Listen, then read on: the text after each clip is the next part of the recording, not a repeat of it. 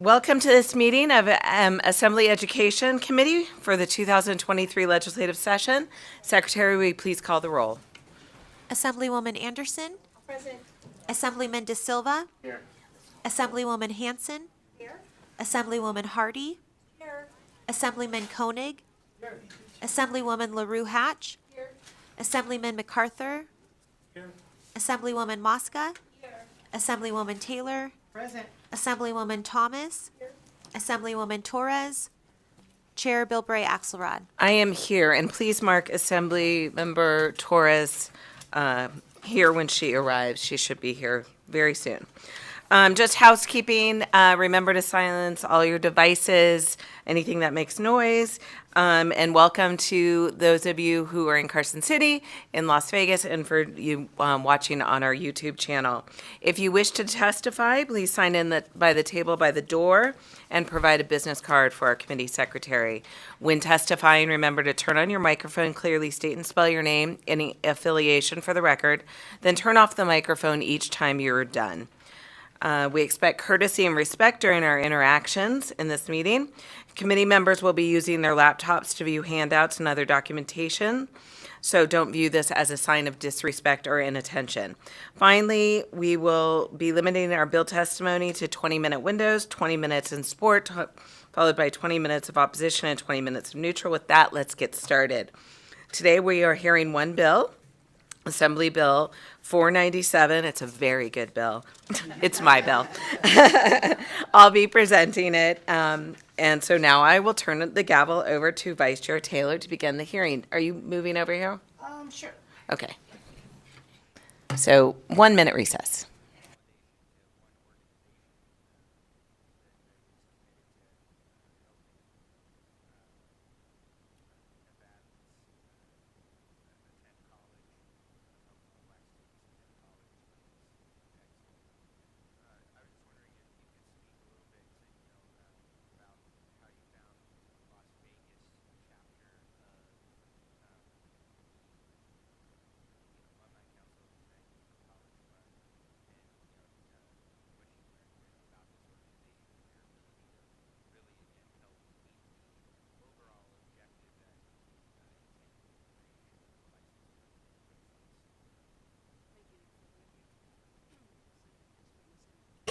I blame you, Koenig.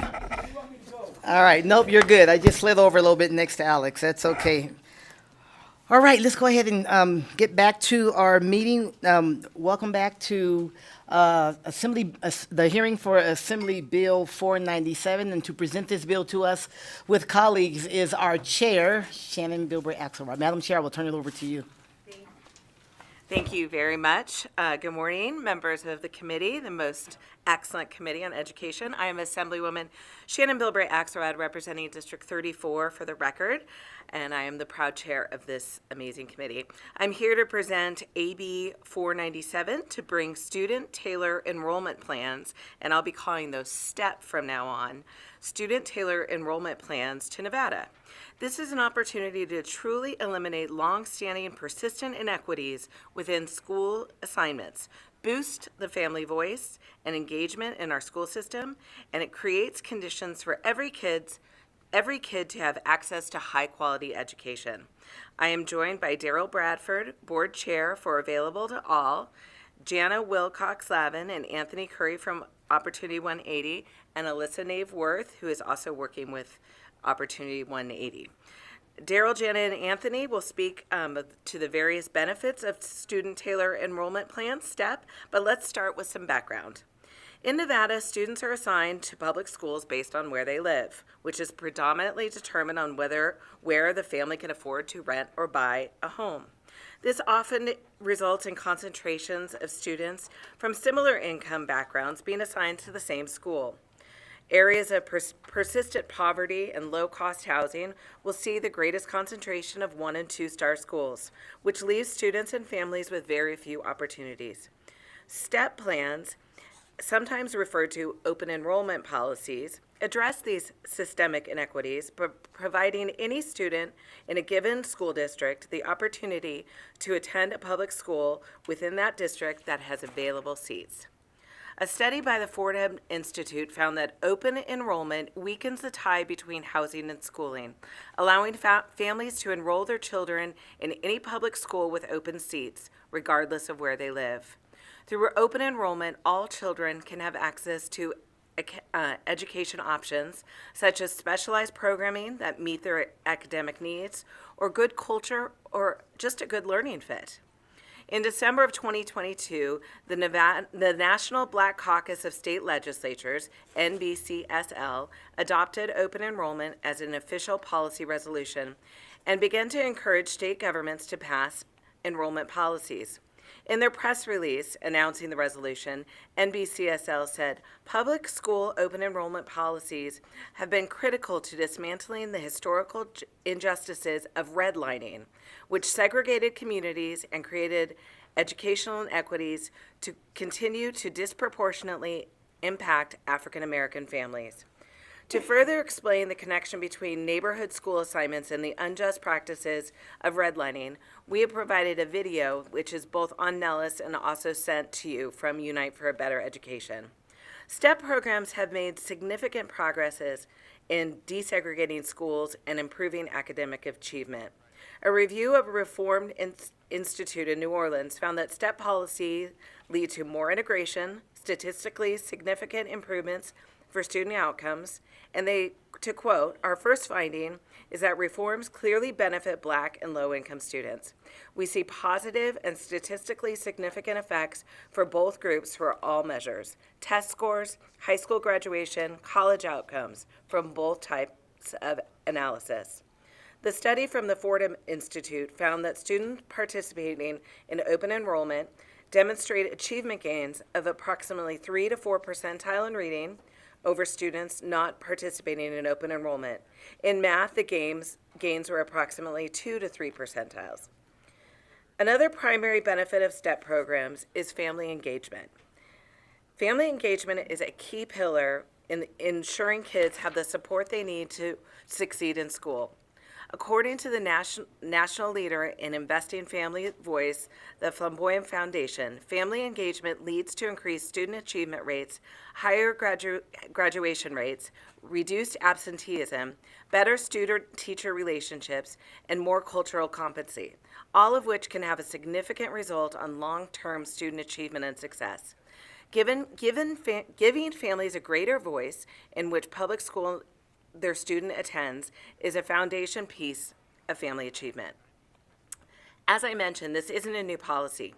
Open enrollment has been implemented in 11 states with different ways of implementing the policy in a meaningful and appropriate manner. States use the lottery system, already currently in place for magnet and charter school placement, where families can sign in, select their top choice for their student, and students are placed on the number of available seats. In Washington, D.C., public schools, 74% of public school students were able to attend one of their top choice schools, sometimes with a reduced commute from their zone school. Other states have addressed transportation through a variety of public-private partnerships, enrollment zones for buses, and reimbursement systems. We can look at states like Colorado, Arizona, and Utah for models on how we can equitably and inclusively implement student-tailored enrollment plans in Nevada. In the true Nevada spirit, learn from them and make it our own.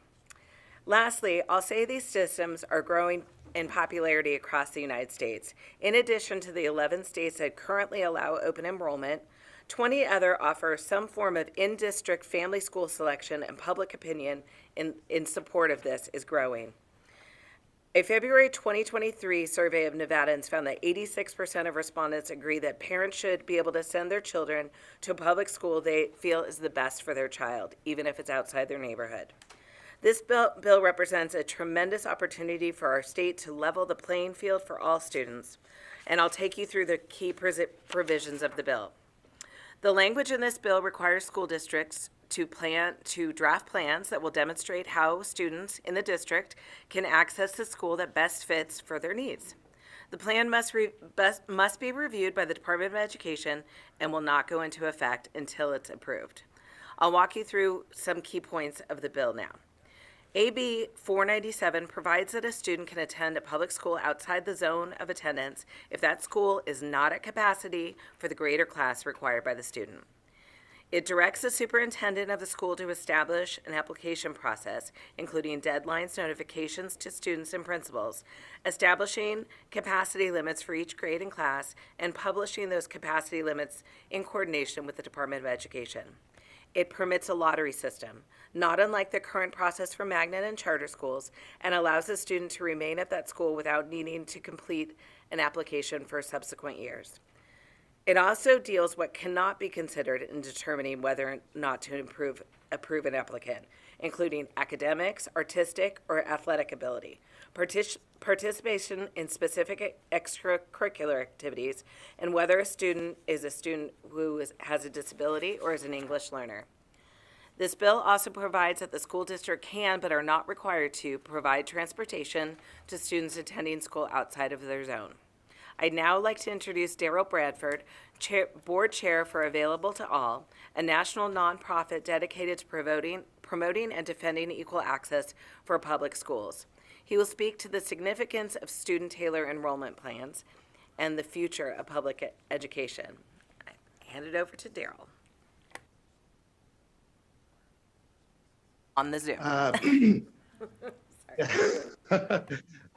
Thank you for letting me testify virtually. I didn't know I'd be with such a convivial panel of electeds, by the way. I just want to say thank you, Chairwoman Bilbray Axelrod, Vice Chairwoman Taylor, and members of the committee for letting me testify today on Bill 497. I also just want to take a moment to really thank all of the members of the committee for having this discussion. It's a particularly important and timely one, and it absolutely needs to be taken up in this moment.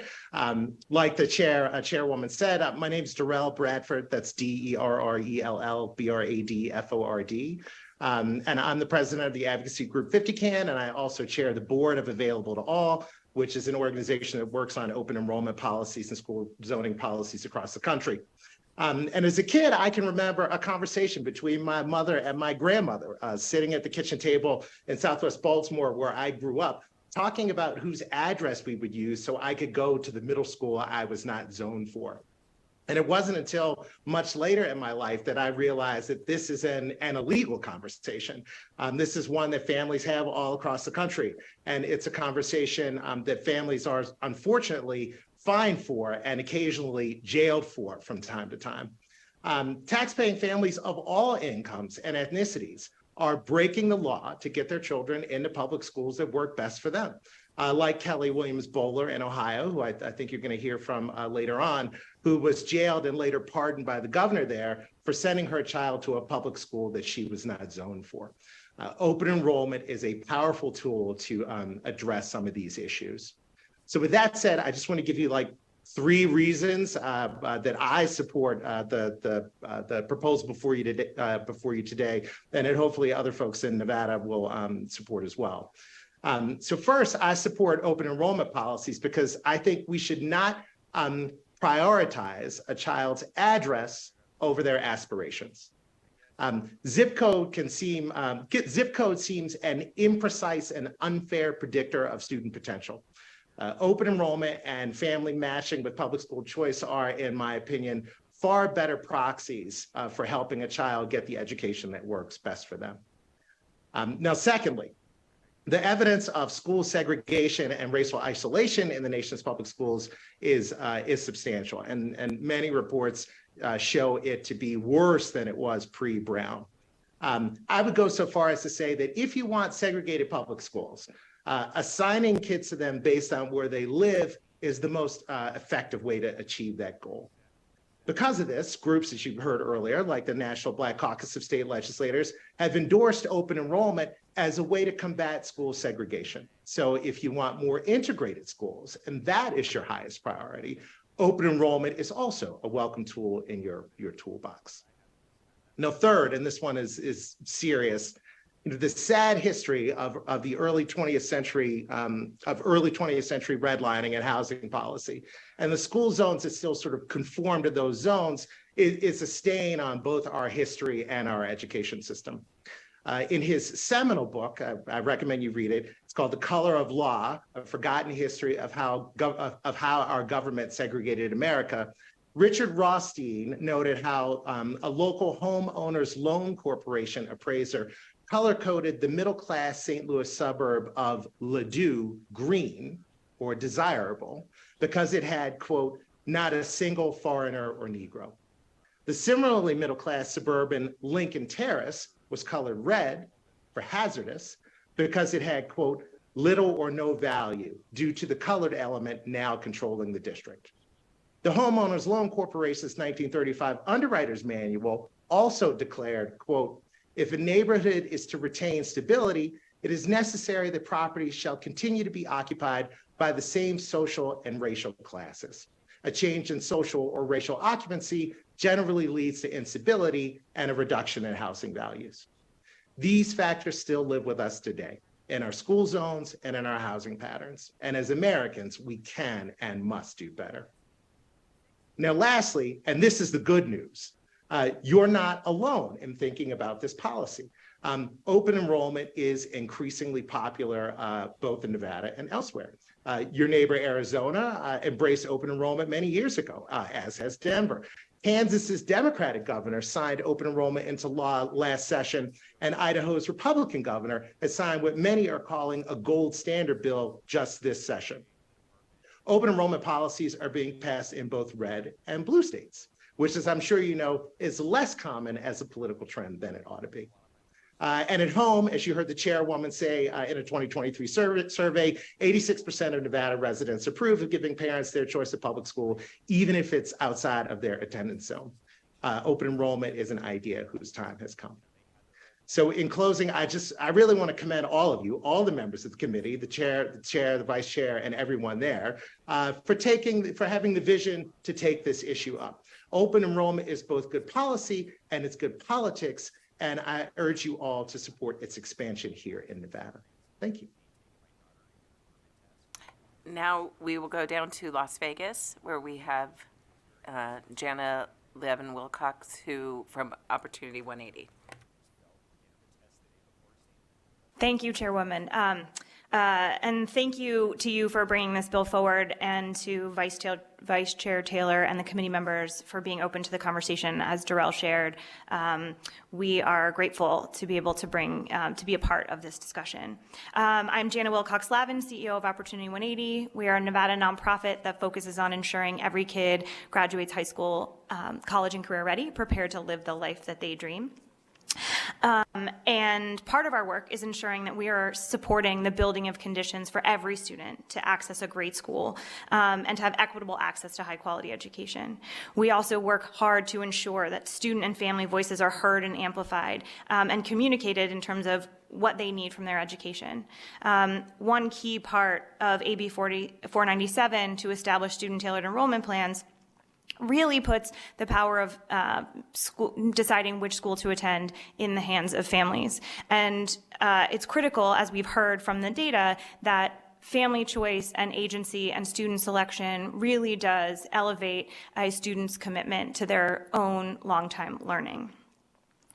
I think it's also important to note that zip codes should not be the only determinant of a child's school. In Nevada, as we've heard, like most states, traditional school zoning is based on where you live, where you can afford to live, and is also supportive of benefiting organizing systems that organize students into groups of schools. Oftentimes we see that school zones may not send a student to the school that is closest to their home, which may be the safest possible option for those students should their families not have access to transportation. I do think it's also really important to clarify that nowhere in AB 497 does it suggest that a student would be forced to leave their neighborhood school or would not be able to continue to go to their neighborhood school or the school that they are currently zoned for. Should they want to stay there, that choice is up to them. As we've heard, this is done before, and we would not need to invent this policy, and we can continue to learn from the data we collect both here in Nevada and the data that we can learn from our colleagues across the country. We do collaborate closely with national partners to continue to learn from those best practices and have been actively sourcing philanthropy that may be able to offset any future costs associated with the implementation of STEP plans across our state. And now, before I conclude my remarks, I'd like to introduce Anthony Curry, who's our Director of Public Policy, who will pick up from here. Thanks, Jenna. Good afternoon. I'm Anthony Curry, Director of Public Policy for Opportunity 180. I also want to take a moment to thank Chair Bilberry, Axelrod, Vice Chair Taylor, and committee members for hearing this with us today. With the growing popularity of student-tailored enrollment plans, Nevada can join states like Colorado, Arizona, and Utah, as well as major metropolitan areas like Washington, D.C., Camden, and Newark, New Jersey, in giving every kid in a given school district the opportunity to attend any school in that district. School lottery programs exist currently in Nevada for magnet schools and public charter schools. Adopting this model on a larger scale would be a significant shift forward in student and families having a greater voice in selecting the school that fits their needs best. 11 states already have adopted similar policies to advance equity and ensure zip codes are not the sole determinant of the quality of an education that the student receives. The policy also supports better educational outcomes. A Fordham Institute study mentioned earlier demonstrated measurable gains in both reading and math. In New Orleans, student-tailored enrollment plans clearly benefited Black and low-income students. In Washington, D.C., nearly 3/4 of students match with their top pick when applying for schools. This bill empowers school districts to come together with their communities to develop the best plan for the students to attend the school that fits them best. The policy would also provide data that could help inform districts and states on pivotal next steps and shifts from school budgets to which school programs should be replicated. It can also inform which schools need the most help. These plans will not all be the same. The plan in Clark will likely be different than the plan in Washoe just because these are community tailored. They will align to the context and specific needs of a given community. The plans will be reviewed and approved by the Department of Education. And with that, I'll send it back to Jana in Vegas. Thanks, Anthony. And just as a final comment to sort of put a fine point here, this policy would, and Jana Wilcox-Levin, CEO of Opportunity 180, this policy would benefit students, families, and districts. And I think it's really important to understand the mutual and collective benefit that's possible in our community. And will send a clear and powerful message that we all believe kids deserve a high-quality education in the school that best fits their need. Thank you. Shannon Bilberry Axelrod for the record, and you would think as someone named Shannon Bilberry Axelrod, I would get my co-presenter's name in the correct order, so I apologize. Jana Wilcox-Levin. But with that, we will stand for questions. Thank you, Madam Chair, and to all of the co-presenters. We do have several questions. I know you're surprised by that, Madam Chair. Shocking. Shocking that we have questions on the most excellent committee on education. And also shocking, Assemblywoman Anderson. Let's start with her. Thank you, Vice Chair. Thank you for the presentation. I really, the book that was mentioned, such a great book. I would also recommend reading it. My questions, I just have two this time. Very excited, only two. The first question comes actually from what is not listed on page 3 under section 2.4, where there's a listing of what cannot be utilized as like why somebody would be granted. And so there's an item that's missing here that I believe is being used currently with the charter schools, and that is the parent volunteer hours, or the expectation of a certain number of hours for parents to be able to volunteer. So that is not listed. So is there still an expectation of, or would there be an expectation of parental involvement for somebody to be granted a variance? Does that make sense what I'm asking? Shannon Bilberry Axelrod for the record, and I'm under the assumption that our school districts, we do not allow that, so that would not be allowed. So that's what I just wanted to make sure that that was on the record and just to verify that. Thank you. Then I've got a second one if I could. My other question is very quick. Would this also allow for cross-district or county lines?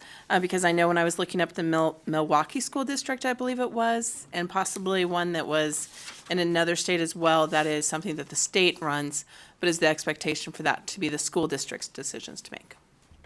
Shannon Bilberry Axelrod for the record, yes, it is, and I believe we specifically put that in So I know it's in there, and maybe I can ask my phone a friend, Asher Killian. Thank you, Madam Chair. Asher Killian, Committee Counsel. So yes, the bill allows for the transfer outside of the zone of attendance, which would be any school outside of the zone of attendance, whether within the same school district or not. And if you look at subsection 6 of section 2, that specifically contemplates a situation where a pupil transfers to a school outside the zone of attendance that's in a different school district. And if that happens, the pupil is deemed to be enrolled in the school district where that school is located. So the bill does specifically contemplate transfers between district lines.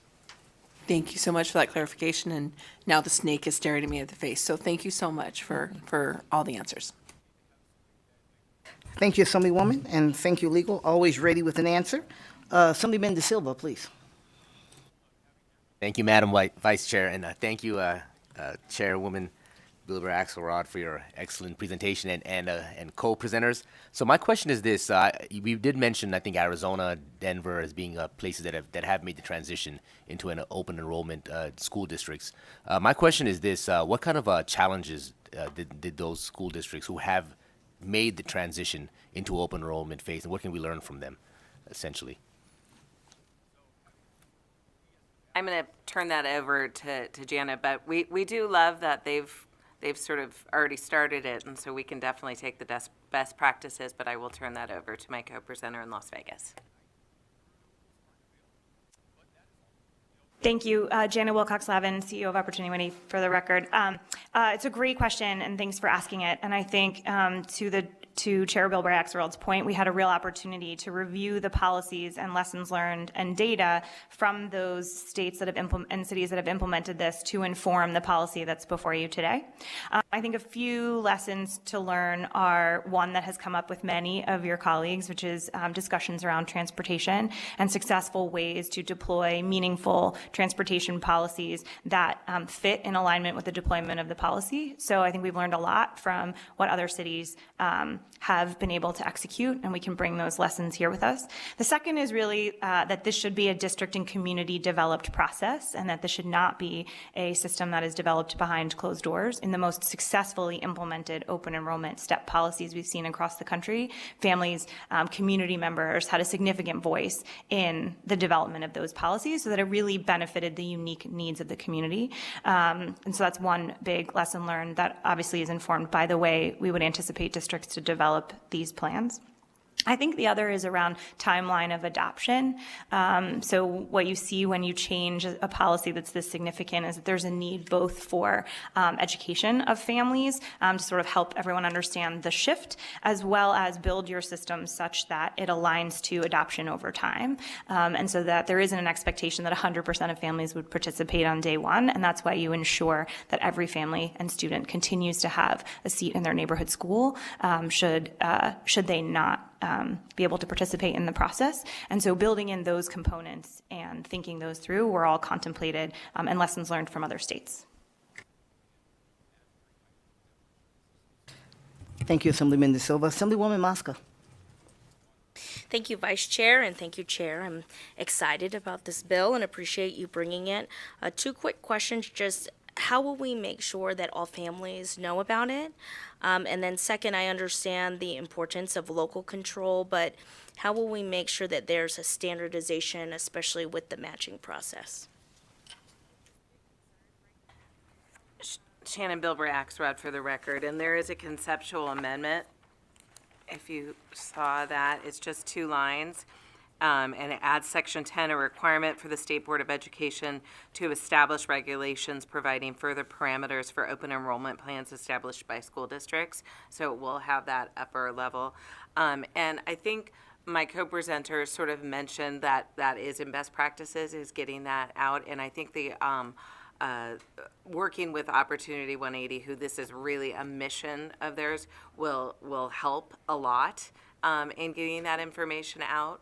But, obviously we don't have a fiscal note attached to this, which, is obviously done by choice. But, we're open. I don't know if we're able to take grants. I don't know if we put that language in, but maybe we do need to put gifts and grants available, because I could see there being an opportunity for public service announcements and things like that, that would be available. So that sort of became a thing in the last few sessions, that we realized that we need to put that in specifically, so that would be an opportunity. Alyssa Nave Worth would like to say something as well.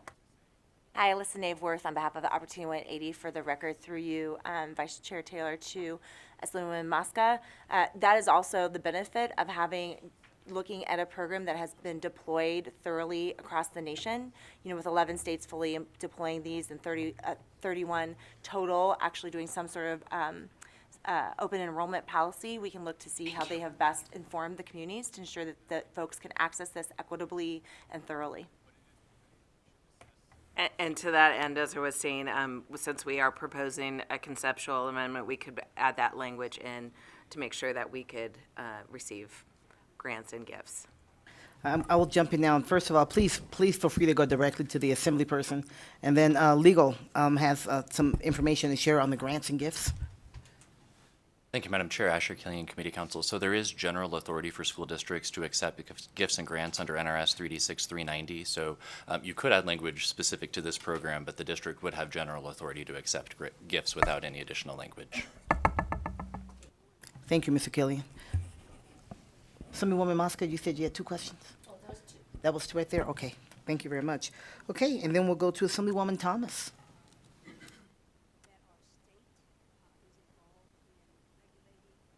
Good afternoon, and thank you, Madam Vice Chair. I appreciate the opportunity to ask questions during this presentation. This is something that I think that our children here in the state of Nevada will welcome, especially their parents, putting their kids into schools that best align with how they want their children to learn. My question actually has to do with guardrails. With looking at this, and I understand that this bill going forward, I want to know, we have sometimes administrators that will, say we're full. And I am concerned about that, because available seats in open enrollment, I want to know, how do we make sure that those seats are available, and that, for lack of a better term, sometimes we have people that are prejudiced and will prevent certain kids from attending their schools. And I want to know also if they do, what type of requirement will be in place to guard against this. Thank you. Excellent question. And we were actually just discussing this a few moments ago. So I will turn this over to Alyssa Nave Worth, who can articulate exactly what we discussed. I'm kidding. It's going to Jana. Thank you, Jana Wilcox-Lavin, for the record. Appreciate that, but I can promise Alyssa and I are on the same page with this one. So I think this is really a critical question, and thank you to the Assemblywoman for bringing it forward. I think what we've seen across the country, and to just reference back to the question about best practices and what we've learned, is that STEP programs really do remove discretion from school assignment. So both zoning, right, which in and of itself is a discretionary practice run by humans at a zoning commission meeting, and direct principal decision making. And so if you can imagine, what we've seen in other places is an application system that says any student who's currently enrolled in the school gets first choice to go to that school. Then every other student who's interested would potentially select that school as an option. Now, in different districts, different preferences are in place. Some schools are selective, and so those schools, those individuals, those families would have to meet those requirements. Some districts, we've seen a best practice is allowing for sibling preference to make sure you can keep families together. But essentially an online system that would calculate the number of kids enrolled in each grade in a school based on the number of students who re-enrolled for that year. And then building capacity, which would be established in the current process, the districts establish capacity, and then those would be the number of seats made available. And that would all happen through a standardized process and not through the discretion of any one particular or any small group of individuals. So if I can certainly go deeper on a technical answer to that question, but I just want to, if that meets, if that addresses your question, Assemblywoman, if not, let me know. Thank you, it does. Thank you, Madam Vice Chair. And I just wanted to add, Shannon Bilbray-Axelrod, for the record, that because of this process, I think you will see more transparency and more sunlight instead of sort of not understanding how some people end up with zone variances, which are currently happening at the discretion of the district. So I think this process will actually bring more transparency. Okay, thank you, Madam Chair. And Assemblywoman LaRue Hatch.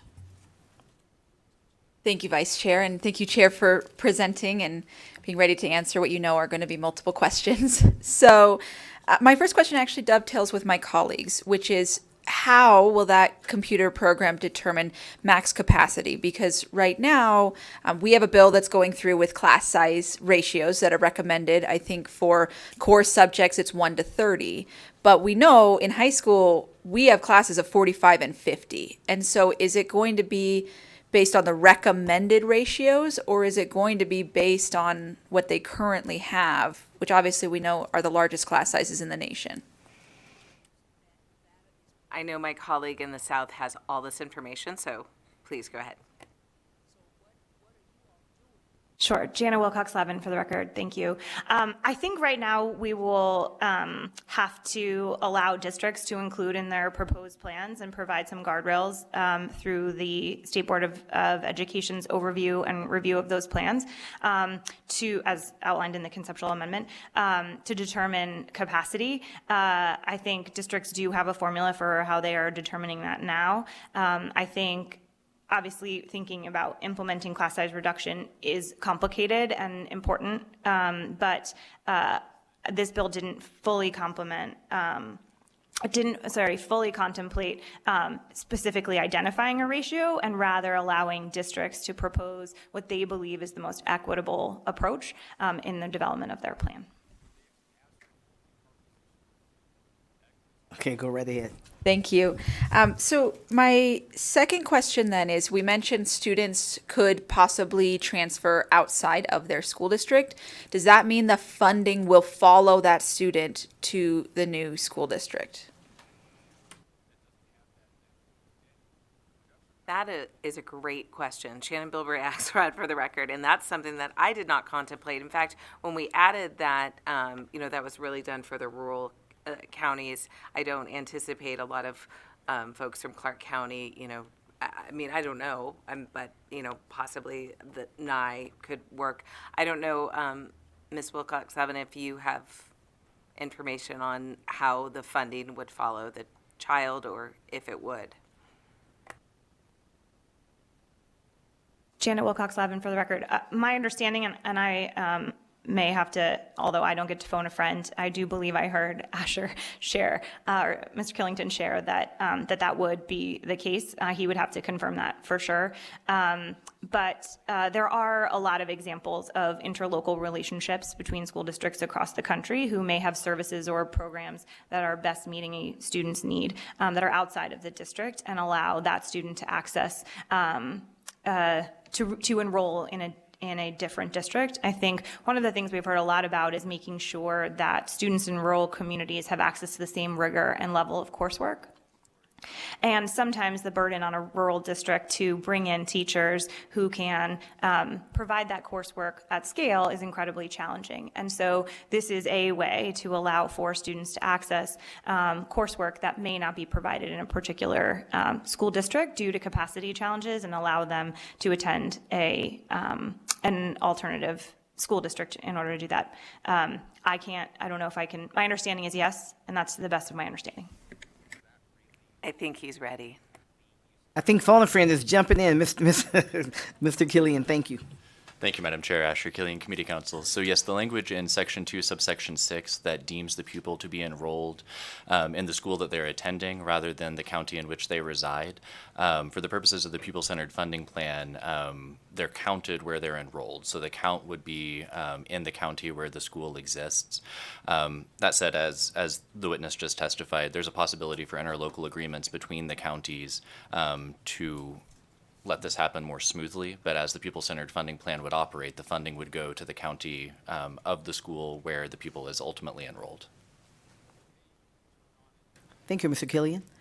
Answer the question. You have one more. It's my last one. Okay. Okay. Thank My you. last question is just about transportation. And I think that this bill does recognize that the transportation is going to be a challenge. And I think that's part of why Section 1 says that the school district may elect not to provide, which I think is fair because we struggle to get our kids to our zone schools as it stands.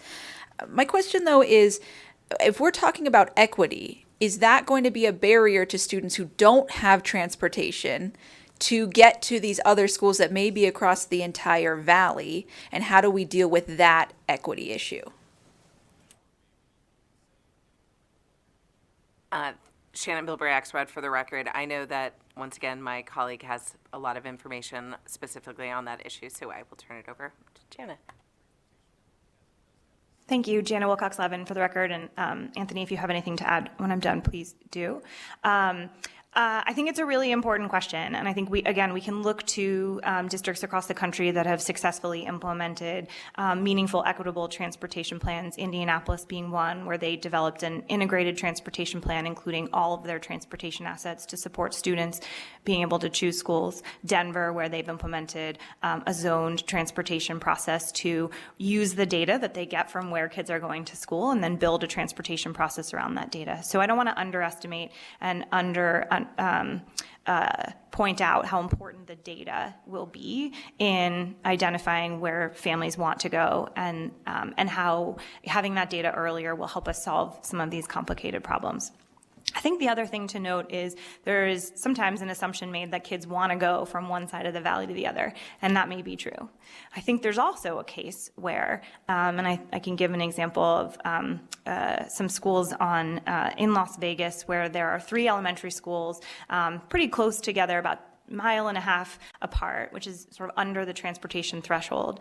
And a particular apartment building is zoned for a school that's a mile and a half away, yet another school is just across the street. And so those families who may not have access to transportation would much prefer to send their student to the school across the street where they can watch them walk across the street to get to school safely, rather than walk a mile and a half away to stay in order to go to the school that they're zoned for. And often families that are in those situations also don't have access to participate in what sometimes can be cumbersome zone variance processes that are currently implemented.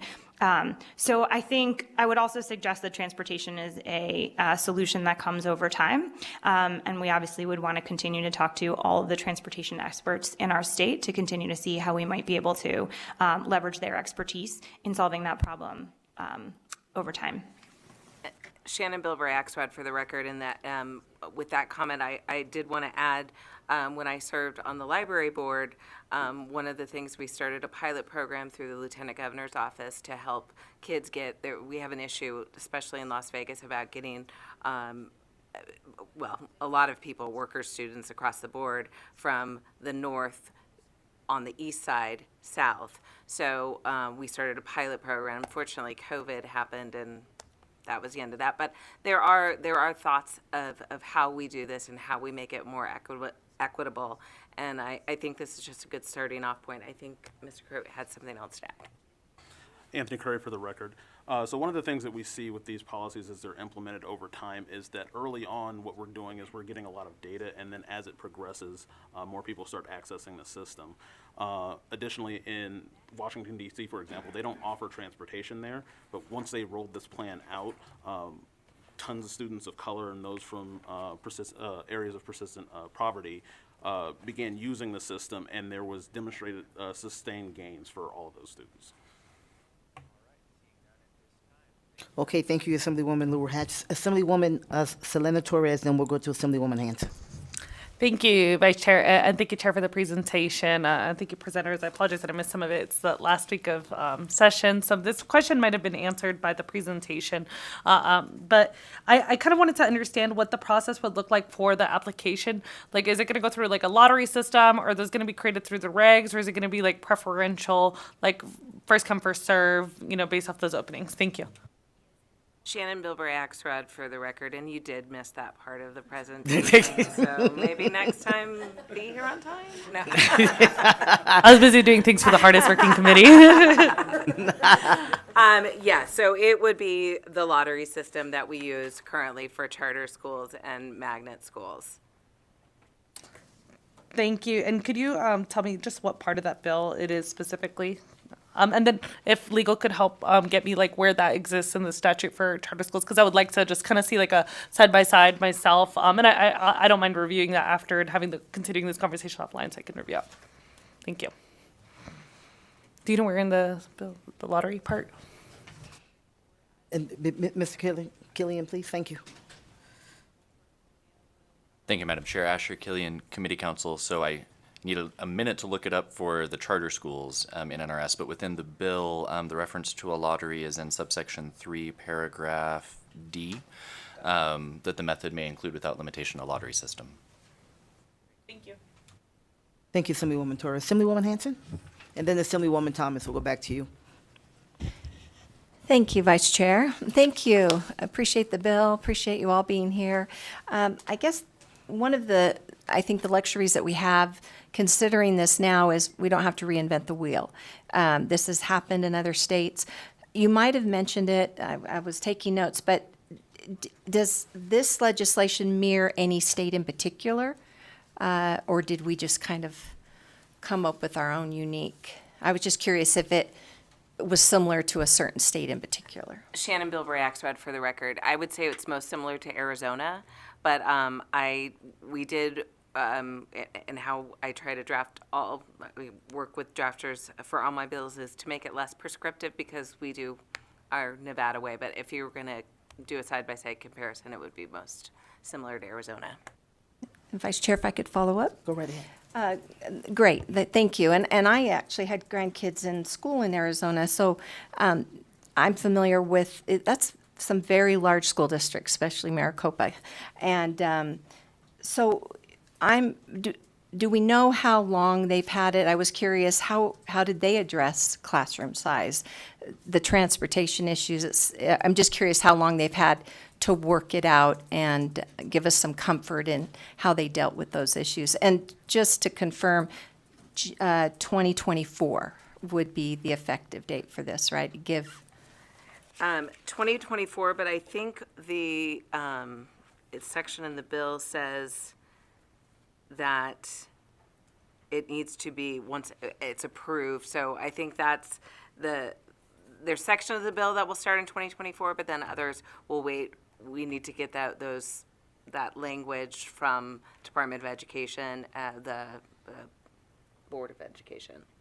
So. Alyssa Naveworth on behalf of Opportunity 180 for the record to you, Assemblywoman Hanson. Just to clarify, the actual legislation was modeled off the enabling legislation in Arizona, but the implementation of what the plan looks like will be Nevada specific. So in Arizona, they obviously by county adopted a system that was unique to large districts such as Maricopa and other districts that are not as large as Maricopa, which is similar to what we have here in Nevada. So I hope that's clarifying. And as to the implementation of the Arizona program, including the implementation date and transportation, we will follow up with you and the rest of the members of the committee. And thank you so much. And again, appreciate the bill, appreciate the ability to kind of have these conversations. Thank you. Thank you, Assemblywoman Hanson. And then just like magic, Mr. Killian has a response for you, Assemblywoman Torres. Thank you, Madam Chair. Asher Killian, Committee Counsel. So the sections in NRS dealing with lotteries for charter schools are NRS 388A, 453, 456, and 459. And then the appropriate regulations are in NAC 388A, 535, and 536. Thank you. And while we have you, Mr. Killian, in terms of the effective date, is there, because I know there's going to be some now, can you give us a little bit of insight on that, just to? Thank you, Madam Chair. Asher Killian, Committee Counsel. So in Section 4 of the bill generally becomes effective on July 1st, 2024, but it is effective on passage and approval for adoption of any regulations and any other preparatory administrative tasks that are necessary to carry out the act. So between now and July 1st, 2024, the school districts, the state board can do everything they need to stand the thing up. But it's on July 1st, 2024 that all of that needs to be completed and the provisions of the bill actually become operative. Good. Thank you very much. And then we will go with Assemblywoman Thomas. You had another question. We're on round 2 here, so we have one bill. Thank God, your wisdom, one bill. And then we'll go back to Assemblyman De Silva. Thank you, Madam Vice Chair. And it's really great to be surrounded by smart people, Asher Killian. But anyway. Not the rest of us, just Asher. My question actually has to do with transportation, and I don't know if it's a question or, I'm going to try and put this. This is parent or family select, meaning when we send our kids to magnet schools or charter school, the parents or those families are take a part of that, and they would basically rely on their own transportation to send their kids to that school. But I do know that Clark County, I don't know about the rules or up north here, but I know that Clark County does provide transportation for magnet schools. Not all of them. I think high schools might have a difference at one time. Because my kids were in the magnet program. I don't know if they continued that program where they provide transportation, but it's still up to the parent, because if you want to send your kid across town, then you provide that transportation. So I just wanted to put that out there because I think it's necessary, especially when we're dealing in school choice. And this is, to me, part of school choice. Thank you, Assemblywoman Thomas. I will You wanna say, respond? for the record, just because my daughter goes to a magnet school, and the way that she goes to Las Vegas Academy, and the way that they have solved their issue is that we have to get her to her zone school. So her zone school is Cimarron. She has to be there in the morning, and then it takes. I will tell you that my husband's done the timing, and he just drives her to school because he has to get her there about an hour earlier, and teenage girls, not great, an hour earlier. Follow-up, Chair. Okay, go right ahead. My daughter went to the same school, and we had to do the same process. Okay, thank you very much. Assemblyman De Silva and then Assemblywoman Anderson. Thank you, Madam Vice Chair. And again, I have a question. It's kind of ancillary to Assemblywoman Thomas's question. And again, I was actually talking about this bill with Councilman Isaac Barone in North Las Vegas. And, we're both teachers. We're both elected officials now. And so we have a strong interest in this idea of open enrollment and moving kids around the valley. My question is this. Has there been any sort of conversations or even coordination with the RTC or some of these other entities now that could maybe help with public transportation?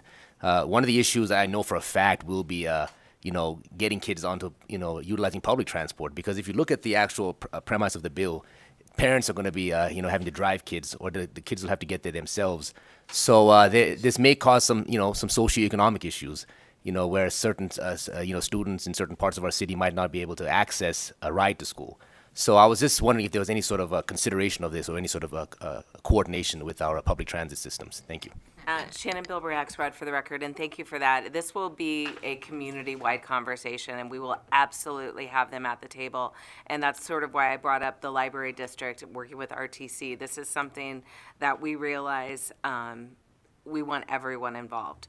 I know that RTC in the past have provided bus passes for some kids. So whatever that looks like, we'll have people come to the table. So I anticipate the conversations in the next year before this is actually enacted to be very robust, and we certainly would like to have as many people involved and have solutions as much as we can to really have this be the impactful legislation that I think it could be.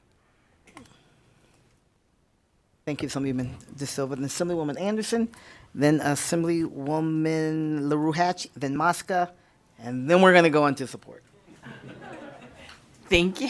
After me. And I want to thank you for the discussions and also the people that have been working with you. They've come in and just talked to me a few times about it.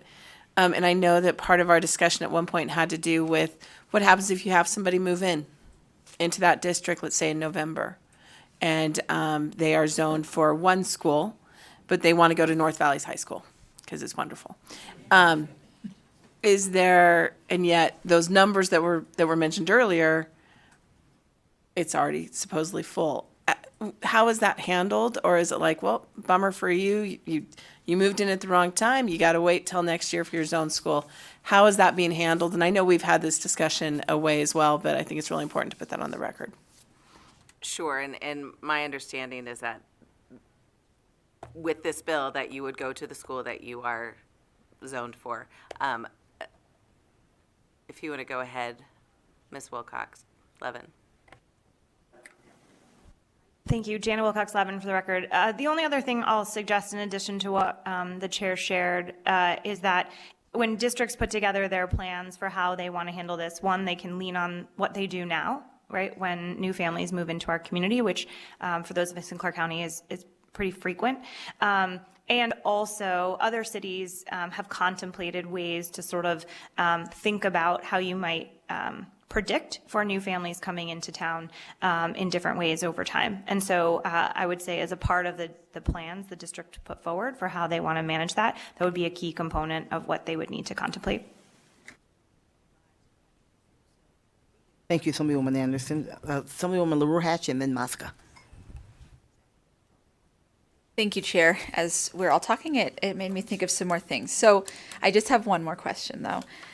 So we've talked about a lot of things that need to be worked out, right? I think we've heard over and over again, we'll look at the data, we'll look at what's happening, the school districts will make a local plan. It sounds like we need to figure out transportation, max capacity, the system of applications, but they only have 1 year to do that. And so my question is just, how do you foresee all of that happening and being ready to go within 1 year?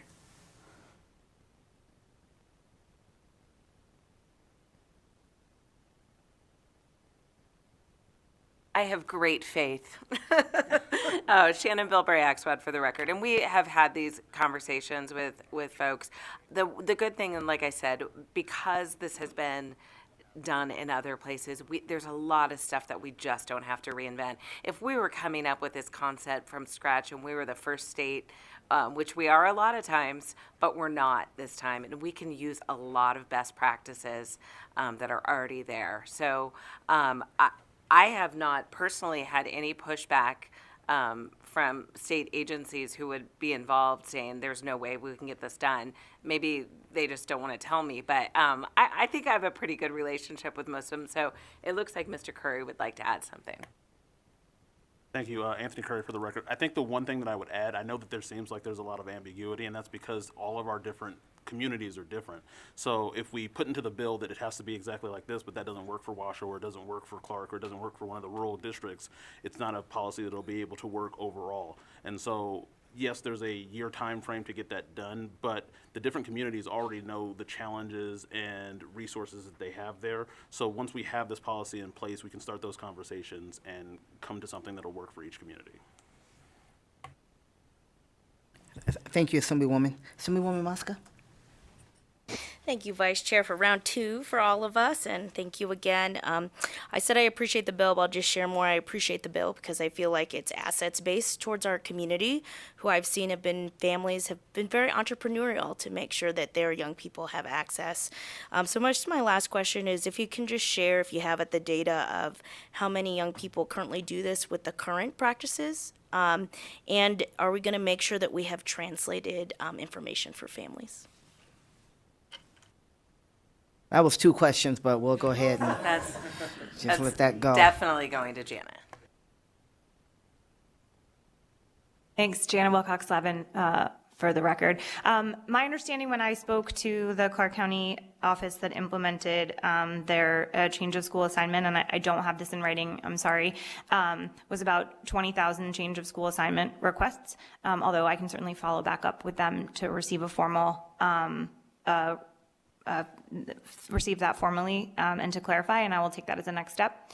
And then in terms of language, and I would imagine, again, a key part of this is around sharing information. And so to the chair's point, making this a community-wide effort and really activating, engaging on-the-ground community groups who are going to be a part of distributing and disseminating this information in language and that is accessible to families is a critical component of making sure that families are accessible. And what we have seen in other states is that the actual system for enrollment is translated into the top 3 languages that are spoken in a particular community. So again, a best practice we can adopt here.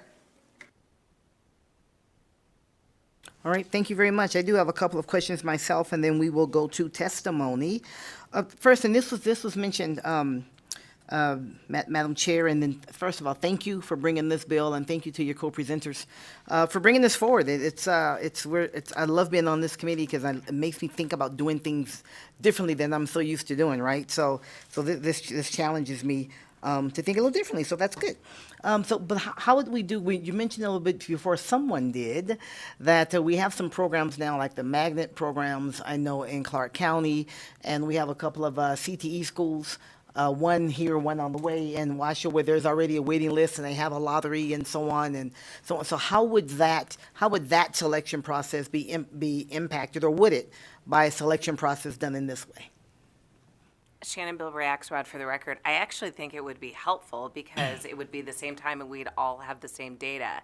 So right now, what happens is a lot of times you don't find out, even if you're waitlist, if you got in and then you end up going to a different school. So having it all be on the same system, I think would actually give us have more transparency on where kids are actually going to land within the district. Please.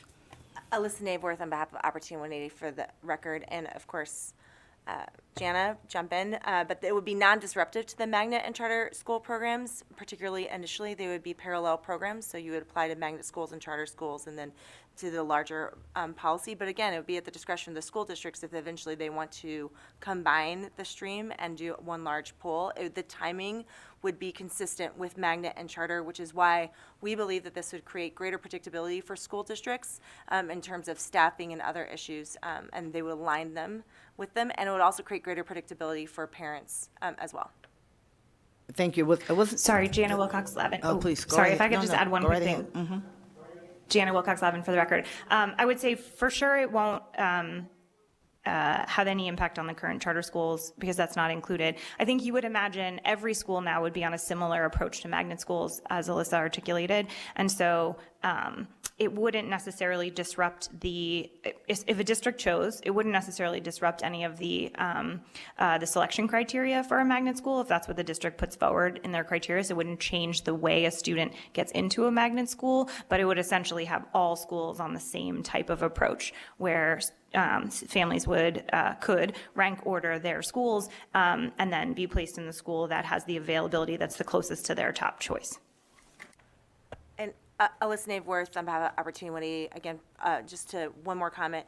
It would also give school districts a holistic set of data to understand why kids and families want to go to particular schools and whether or not they should be providing more than one Las Vegas Academy or more than 3, technical academies. And so they can actually do their programming and build a school system that is responsive to the needs and desires of families and how they want to educate their kids in a holistic way, not just a certain subset of schools such as the magnet schools. Thank you. I appreciate that answer. I have another question on that's kind of connected. When I think of something such as this, and we've had, I've had an opportunity to have some conversations as you've come by my office a couple of times. So thank you for that. Is the equity issue, and looking at the data and the information that you shared, is that on the one hand there's 2 or 3 points gains in some areas. We also showed where part of the value in this is what makes this work for those that do it really well is the consistency, right? In that, but it also showed that black and brown kids were less likely to be consistent. And so how do we mitigate that?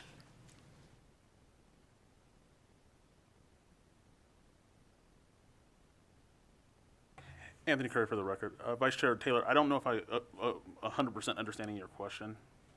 Okay, well, I'll pull up the information that I reviewed last night from the presentation, and it showed that it was something that it was sent, and it showed that it was right around the time where it showed that consistency is a big piece of this, which really does make sense.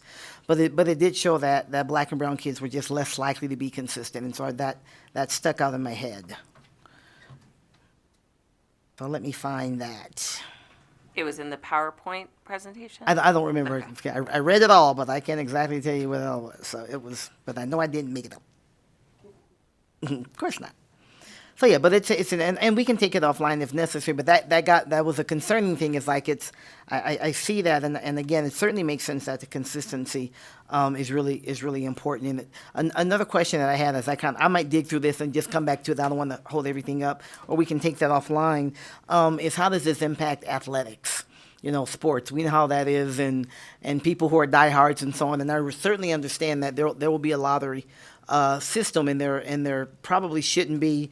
And as a matter of fact, I think, Madam Chair, that you mentioned there should be no favoritism based upon whatever extracurricular activity that a student may be involved in. I have a little less faith, honestly, than that would necessarily be the case. And I say that as a sports person all my life. How do we help to mitigate that? Listen, okay, you go. Okay, no, you go. We discuss this quite openly all the time. Alyssa Naveworth, on behalf of Opportunity 180 for the record. So first I would point to Section 2, subsection 4, which explicitly prohibits athletic, artistic, or academic ability to be part of the criteria that is established by a school district for choosing a student as to where they go. The other quite honest fact is that there are over 20,000 kids, particularly in Southern Nevada, that are already accessing waiver systems. Oftentimes, those are driven by a number of factors. Arguably, athleticism might be one of them. Those kids have parents that are tenacious and access the system. What this does is this creates and opens up a system of school choice and empowerment for all Nevada families, but without the requirement and the discretion of, as Ms. Wilcox-Levin has said repeatedly, at the discretion of individual principals to make those unique decisions on behalf of tenacious parents. What this does is says to all Nevada families that you have the right, you are empowered to make the choice that is best for your student, and in a neutralized system that is based on a set of criteria that is approved by the State Board of Education, then we can do that. You can never fully eliminate backdoor bias or other things, but what this does is it creates transparency, predictability, and clear data sets so that you, as the legislature and the other folks that oversee education in Nevada, can really see if there is a trend where there is an unfair advantage given to certain people, whether or not it's based on academic, artistic, or athletic ability. I love your faith. No, I mean that. I love, because it's certainly absolutely spelled out, and it's certainly absolutely prevented in here, but it's just, I know that they're tenacious coaches Shannon that Bilbray. I'm most concerned about. No, please go ahead, Madam Chair. I just do want to say for the record, and I said it, and Alyssa Naveworth said it as well, but right now, 20,000 kids are using zone variances, and those are completely discretionary. So when she says tenacious parents, I mean, I've known people my whole life who, they talk to the right person, they donate, so this bill, if anything, would probably tamp that down. I mean, that's the intent of the bill, to give everyone that opportunity. No, just something. I appreciate that, and I know you're putting in as much of the guardrails as you can, and certainly you can't keep everything from everybody. But I have this vision in my head that we're going to have schools, because of transportation and challenges around that, we're going to have some of those, lower income serving schools that really have the students whose parents can't afford to take them someplace, or aren't that all-state athlete that gets picked up and goes someplace else. And so they're going to be limited to some schools that aren't very resourced or supported. So that's that thing in my head as I think about that, whether it's athletics or academics or what have you. And I want to educate all kids. Right, so this is just me sharing openly what my inside of my head conversation has been. It's wonderful when you have a conversation with yourself, right? So that's part of that. So, all right, so I think that's all. Okay, one more question, Assemblywoman Thomas. Thank you, Madam Vice Chair. I've never been this talkative in this one, but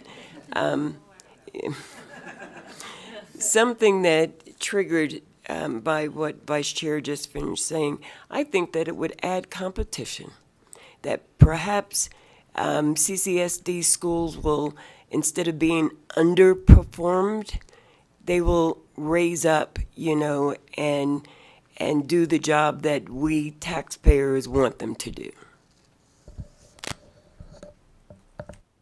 Thank you, Assemblywoman Thomas. But these are all Clark County School District schools, so it's them pulling from each other. At least within the district. So let's, I didn't find, Alex found, page 26 of the Fordham report is the one that talked about, that's one of the exhibits that talked about the black and brown kids were less likely to be consistent. And that's kind of where that concern came from. Thank you for finding that so quickly. See, you give us stuff to read, we read it.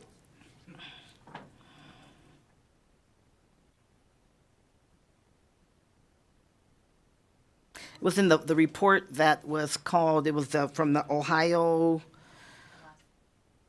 I think, yes. Got it?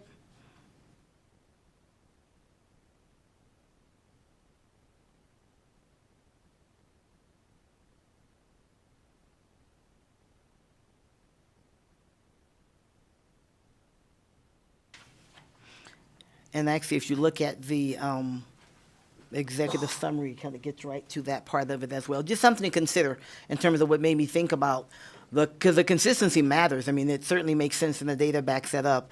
Are we making sure we're including all kids in that? So something to think about. Something just in some of the data that you share with us. So thank you for that. Why don't we go to? We do have some support testimony, but we have someone on Zoom. So Yes, I'm sorry. thank you very much for that, and also we will follow up with that. But yes, We'll talk about that. If we could go to our first person in support is Kelly Williams Bowler on Zoom. On Zoom, I was doing that, Madam Chair. It's okay. That's the way. Why don't we do what she said? We do have someone on Zoom, so you would like to hear from her first, and then we'll open it up to in-person support testimony.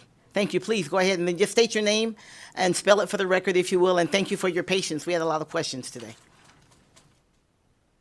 Hi, hello. Thank you for having me.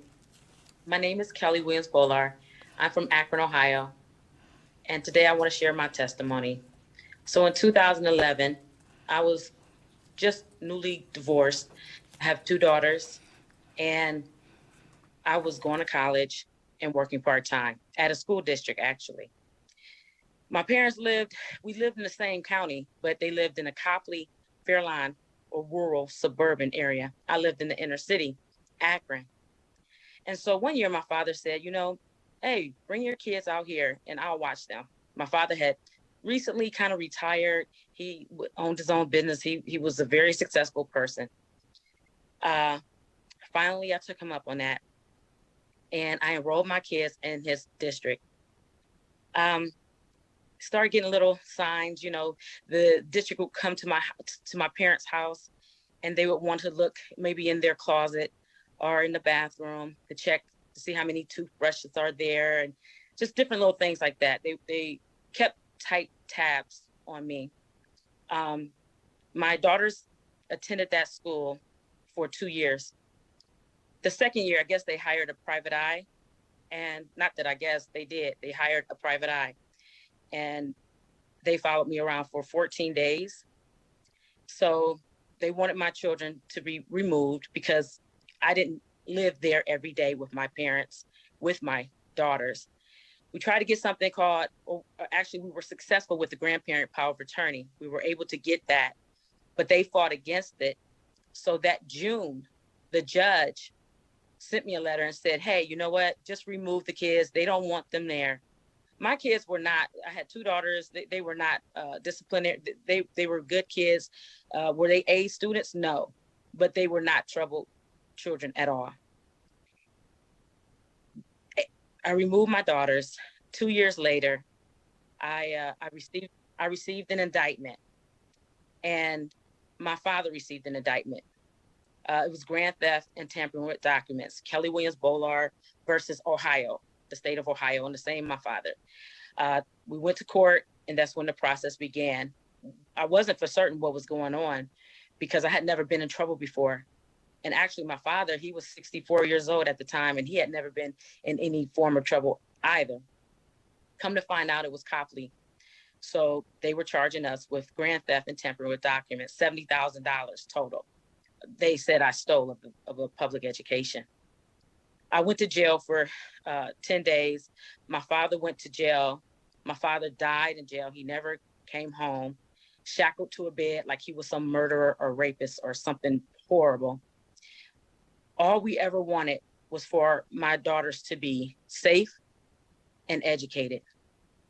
And it ended up just, I'm to this day, I'm still fighting for other parents and guardians and grandparents to make sure that they never have to endure what I went through. I know I only have 2 minutes. I had so much more, but as time went on,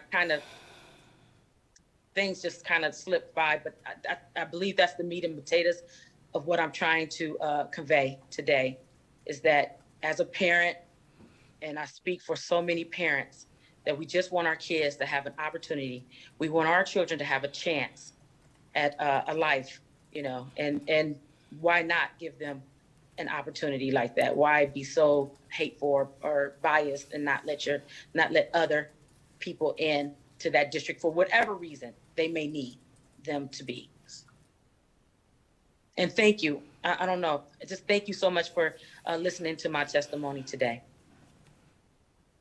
Well, that's our line. Thank you for sharing your story, and we're so sorry. Your story got national attention, so many of us are very familiar with it and followed it, and we're appalled. So just it's an honor to have you here, and that you would take the time to share your story. Thank you very much. Thank you. Thank you very much. Okay, we'll look here in Carson City for anyone who wants to provide support testimony. Here, I don't see anyone in Vegas. I see someone sitting, so if you're there in Vegas and you want to add support, please come forward to the table as well. And I believe our chair gave us a amount of time for support and for opposition. We'll start with support. Please state your name. You know the routine. Your regulars up here, so please go ahead. Good afternoon, members of the Education Committee. For the record, my name is Cecia Alvarado, CECIA. ALVARADO, and I'm here in support of AB 497, representing myself as a parent of a student attending CCSD. And before I start with my testimony, I want to say that one of the biggest fears for people of color, especially for some of us that have or come from mixed immigration status families, is that if there's not something written protecting us, we are really scared to go through these processes. And so I want to base my testimony on my own experience dealing with the COSA process. My daughter started attending Palo Verde High School since her freshman year. She's a senior this year, graduating next week. And since her freshman year, she was zoned in Palo Verde. Unfortunately, last year, towards the end of the year, zoning was impacted. And so we were not longer, literally by crossing the street, part of Palo Verde High School. So I tried working with the school. The school, there was nothing that the principal could do. I went to the district, trying to keep the story as short as possible. So COSA was proposed.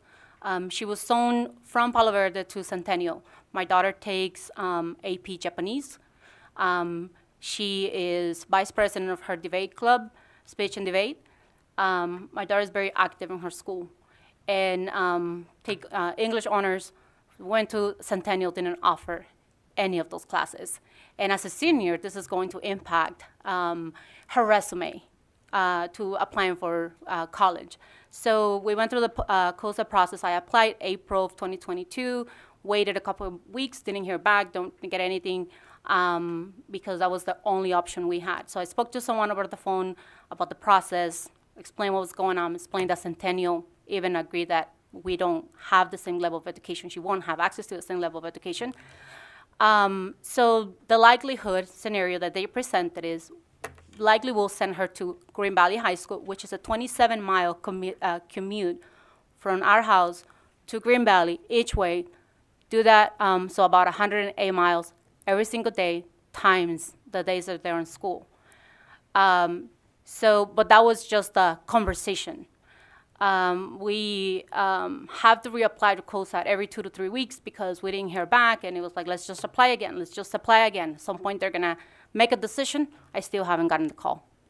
So just also acknowledge that since my daughter started first grade, I move around Las Vegas anywhere where I can have her access good education. As an immigrant parent, that is my American dream. I want my daughter to have access to the best education. And I acknowledge that I have been fortunate enough to move around, but it took a lot of sacrifices, personal and financial sacrifices.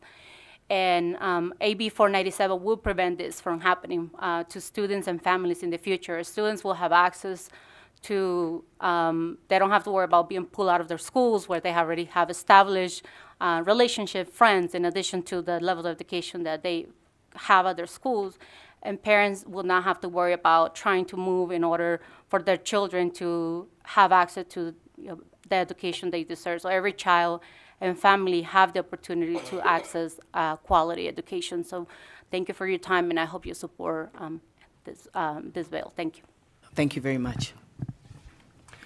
Good afternoon, Vice Chair, members of the committee. My name is Daniel Stewart. Today I'm testifying on behalf of the Clark County Education Association. The association is in full support of this bill. We support all improvements to the delivery system of education in the state of Nevada. We think this is an important step forward. Often it goes unnoticed about how much choice does currently exist within the public school system. And this is a way to expand it. And I'd just like to add from personal experience, I have 3 kids in K through 12 in Clark County School District, 2 of which will be attending magnet schools on the other side of town. But they have literally been life transforming for my kids to attend these schools and to have these opportunities. And we believe this bill will help expand those opportunities to as many kids as possible within the district. Thank you. Thank you, Mr. Stewart. Hi, Madam Vice Chair. My name is Kalen Evans. I am the president of the Washoe Education Association. We represent the certified professionals in the Washoe County School District. Here speaking in support of AB 497, I would like to thank Chairwoman Bilbray Axelrod and the other presenters. A lot of the other counter arguments, or for lack of a better terms, around public education are wrapped up in the idea of parental choice. When I have conversations around public versus charter or private schools, I tell folks that we need to try and emulate certain areas within charter or private schools and bring them into the public school setting. Because let's be clear, public education is the only educational system that is accessible to all of the children in our community, and public education is paramount to the health and success of our society. Incorporating family choice within the public school system will help provide more options and flexibility to families, which we believe can strengthen our public school system and ultimately make public school more desirable to all families in our community. It's also important to remember that variances or waivers are something that already exists, but are based more on who you know having an open enrollment system, we believe, provides more equity to this process and opens up those same opportunities that more affluent families may have and are already taking advantage of. Ultimately, we need to look at how we can evolve public education in many forms, and this idea, we believe, is a new for Nevada, creative way to support that process. And one key idea that was conveyed by members of this committee that we'd also like to echo is just the immense importance of making sure that the lottery system is truly equitable. And we know that there are guardrails within the legislation already, but making sure that that component is a top priority is crucial. Thank you very much. Thank you, Mr. Evans. Good afternoon, Madam Chair and members of the committee. Sarah Adler, speaking today on behalf of the Charter School Association of Nevada and some Washoe County-based charters whom I represent. And we agree with our colleague from the Nevada State Education Association that this bill is a good step forward in creating more opportunity for families to find fit for their child within public schools. So we are in support of AB 497. I just want to add a couple points to Assemblywoman Anderson. Parent participation is not a requirement within charter schools. That would have been considered your time being an asset that you would have to contribute, so that is not part of it. Another point I would like to emphasize, as the chair did, and Assemblywoman De Silva and Assemblywoman Thompson, is transportation assets. RTC assets, school district assets, those are all publicly funded assets. Let's use all of them for public school children to access, the best education for them. Want to just let you all know, if you weren't here in 2019, that Assemblyman Thompson's bill, AB 462, took some positive steps in creating access within charter schools to kids who needed educational choice and access to different schools, and this is another step forward in that line.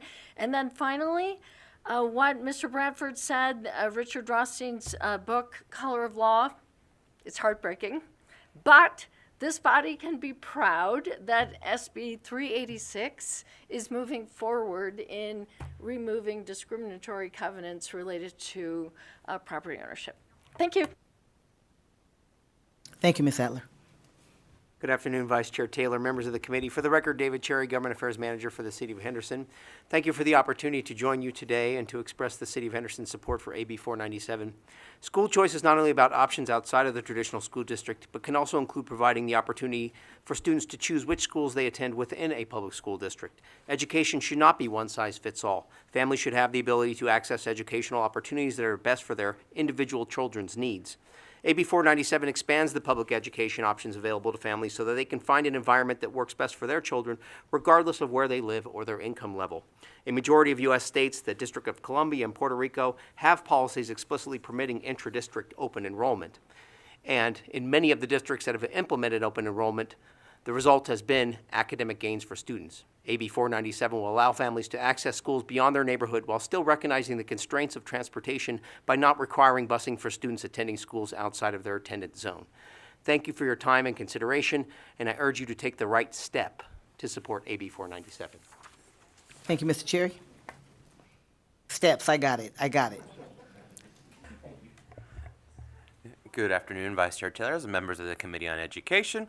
It is a pleasure to be back before you today. For the record, my name is Leonardo Benavides, City of North Las Vegas, here testifying in support of AB 497. I would echo the general sentiment from my colleague in Henderson about the importance of choice for parents, especially within the public education system, as a proud graduation of a Madigan High School myself. Superintendent Hajara himself has stated multiple times that the quality of a student's education shouldn't be determined by their zip code. We agree, and believe that AB 497 helps to address this and reduce the equity gaps we are seeing throughout the valley, especially in North Las Vegas. So we want to thank Assemblywoman Bilberry Axelrod for bringing forward this important initiative in order for families to have more choice than ever in their children's education. Thank you. Thank you, Mr. Benavides. Good afternoon, Vice Chair and members of the committee. Dylan Keith with the Vegas Chamber. The Chamber would like to thank the sponsor, Chair Bilberry Axelrod, for bringing this bill forward. The Chamber is in support of AB 497, as it provides parents and students options when they look for the best option for that student's educational achievement. This bill also provides a more equitable process for our education system, and for those reasons, the Chamber is in strong support. Thank you for your time, and we ask for your support as well. Thank you very much. We have about 5 minutes left on support testimony, and you hear a couple in Vegas, and we know we have 2 callers. So if everybody takes a minute, everybody gets in. So, thank you, Vice Chair and members of the committee. For the record, my name is Amanda Brazo with Rowe Law Group on behalf of Jobs for Nevada graduates. STEP plans have been shown to improve student outcomes by giving students and their families the choice on where they can go to school. J4NG supports AB 497, and we want to thank the sponsor for bringing it forward. Thank you very much. Seeing no one else here in Carson, we're going to go right to Las Vegas. Please remember to state your name and spell it for the record, please. Aisha Goins, AESHAGOINS. I'm here on behalf of the NAACP of Las Vegas. We support this bill. We thank the chair for bringing this bill, and also we stand in support with Opportunity 180. Thank you. Thank you, Ms. Goins. Good to see you. Jante Marshall, for the record, JSHAUNTAEMARSHALL, co-founder of 1865 No Racism in Schools, and we are in support of this bill and standing in solidarity with Opportunity 180. Thank you. Thank you, Ms. Marshall. Thank you both for being there. Not seeing anyone else in Las Vegas, then we'll go ahead to the phone lines. BPS, do we have callers? Callers, if you would like to testify in support of AB 497, please press star 9 now to take your place in the queue.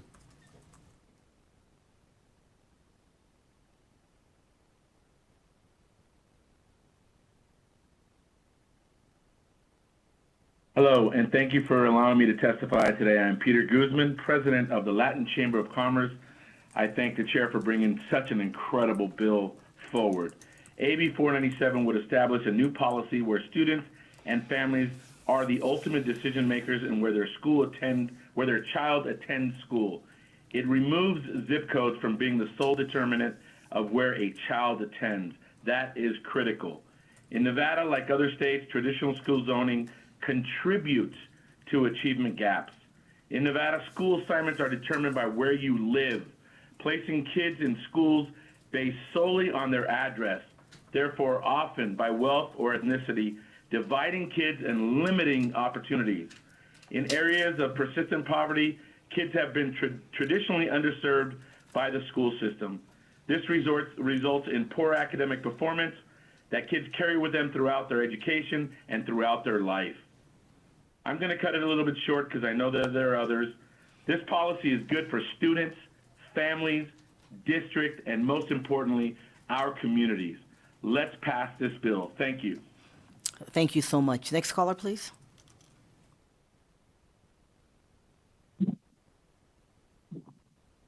Good afternoon, everyone. This is Tamika Henry, for the record, TAMEKAHENRY, and I am calling in support of this bill.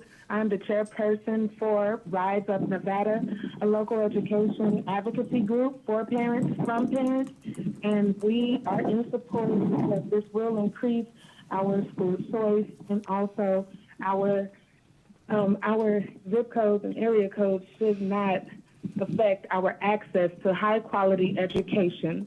So thank you for presenting this bill, and again, we are in full support. Thank you. Thank you, Ms. Henry. Are there other callers, BPS? Vice Chair, there are no more callers choosing to testify in support at this time. Okay, thank you very much. We're right up at the time, so that's fantastic. Any opposition? We'll take any opposition to the bill to come forward. Any opposition to Senate Bill 497 here in Carson or in Las Vegas? You can come forward if there's any. There are a couple of people there somewhere, but they aren't coming forward. So we'll go to the phone lines. BPS, do we have any callers in opposition to SB 497? Vice Chair, the line is open and working, but there are no callers choosing to testify in opposition. Okay. Thank you very much, BPS. Any neutral testimony here in Carson or there in Las Vegas to SB 497? Seeing no one come forward. Anybody on the phone lines, BPS? Anybody pick up and call in real quick? Vice Chair, there are no callers choosing to provide neutral testimony at this time. Okay, thank you very much. We'll go to our Madam Chair, if you have any closing remarks for us. Thank you, Vice Chair, and thank you, committee. I feel like Assemblywoman Mosca with like the support coming out, so it's like a nice feeling. Listen, Nevada's greatest moments have been driven by nimble, future-forward thinking. We do things faster and better on a larger scale than most places on Earth. You know, some of the ideas that we come up, we're like, no way, and we get it done. So we're battle-born in every sense of the word, and we have a real opportunity to address longstanding systemic inequities, family engagement, and student success. While this committee knows there's no one silver bullet to solving our issues in education, this bill does address several of them, and we can apply that same will and fortitude to ensure that every single student in Nevada has an opportunity to attend a public school that's right for them. This bill is a step in the right direction. Thank you. Step, we get it. Thank you, Madam Chair. I will now close the hearing on Senate Bill 497 as our chair comes back and retakes the gavel. Thank you, everyone, for showing up and sharing your comments and questions.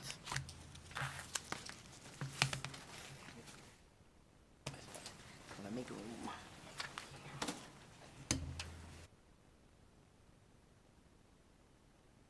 So that brings us to our last item, which is public comment.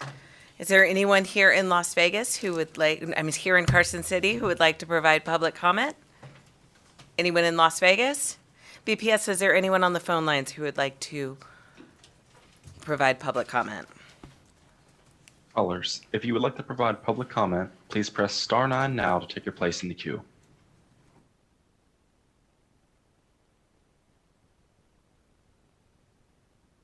Chair, there are no callers choosing to provide public comment at this time. Thank you, and with that, we will close public comment. We will be meeting on Thursday at 1:30. See you then, and this meeting is adjourned.